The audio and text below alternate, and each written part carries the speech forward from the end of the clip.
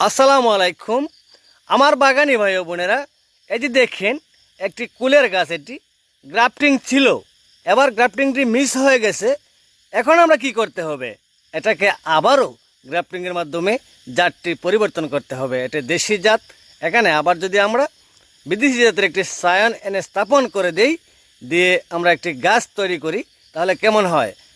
এটা করতে হলে অবশ্যই ভিডিওটি দেখতে হবে। এই যে দেখেন, আমি প্রথমে পালি করে নিলাম, আবার আমার কাঙ্ক্ষিত জাতের সায়েনটি নিয়ে আসলাম। কীভাবে সায়েনটি নেবেন এটা ভালো করে দেখেন। এবার দেখেন, আমি দুই সাইড সুন্দর করে বি আকৃতি করে কেটে নিচ্ছি। দেখেন, এবার এটাকে আমরা ওই যে ফাটল ধরাইলাম, এখানে এটাকে সুন্দরভাবে আস্তে করে নিয়ে বসিয়ে দিলাম। দেওয়ার পরে পলি টেপের সাহায্যে এটাকে কীভাবে আমি পেঁচিয়ে নিচ্ছি ভালো করে দেখেন, ভালো করে দেখেন।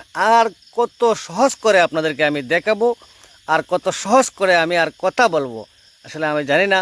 অনেক ভাই আমাকে শুধু এটাই প্রশ্ন করতেছেন, ভাই ওটা কীভাবে হবে, ওইটা কীভাবে হবে।